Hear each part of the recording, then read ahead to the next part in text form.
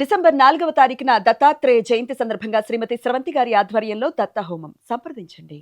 నమస్తే, welcome to Suman TV. నేను పద్మిని. రేపటి పంచాంగాన్ని, రేపటి రోజుకున్నటువంటి వైశిష్ట్యాన్ని ఇప్పుడు చూద్దాం. రేపు 20వ తారీఖు నవంబర్ నెల 2025వ సంవత్సరం గురువారం. శ్రీ విశ్వావసు నామ సంవత్సరం దక్షిణాయనం శరత్ ఋతువు. రేపు కార్తీక అమావాస్య తిథి మధ్యాహ్నం 12:16 వరకు. తదుపరి మార్గశీర్ష శుక్లపక్ష పాడ్యమి తిథి. విశాఖ నక్షత్రం పగలు 10:58 వరకు. తదుపరి అనురాధ నక్షత్రం. శోభన యోగం ఉదయం 9:53 వరకు. తదుపరి అతిగండ యోగం. నాగవకరణం మధ్యాహ్నం 12:16 వరకు. కింస్తుగ్న కరణం రాత్రి 1:32 వరకు. తదుపరి పవకరణం ఉంటాయి. సూర్యుడు వృశ్చిక రాశి అనురాధ నక్షత్రం 1వ పాదంలో సంచరిస్తున్నాడు.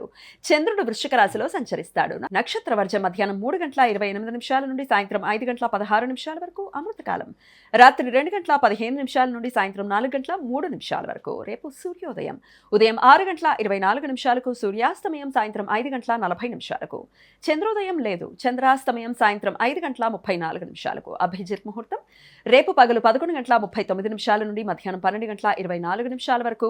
దుర్ముహూర్తం ఉదయం 10:09 నుండి 10:54 వరకు. మరలా మధ్యాహ్నం 2:39 నుండి 3:25 వరకు. రాహుకాలం మధ్యాహ్నం 1:26 నుండి 2:51 వరకు. గుళిక కాలం ఉదయం 9:13 నుండి 10:37 వరకు. యమగండం ఉదయం 6:24 నుండి 7:48 వరకు. రేపు కార్తీక అమావాస్య. రేపు పిండపితృ యజ్ఞం. ప్రతి అమావాస్య రోజు పితృదేవతలకు శ్రాద్ధ కర్మలు ఆచరించడానికి అనుకూలం. అంతేకాకుండా కాలసర్పదోష నివారణ పూజలు చేయించుకోవటానికి అనుకూలం. కార్తీక మాస పవిత్ర పుణ్య స్నానాలు రేపటితో ముగుస్తాయి.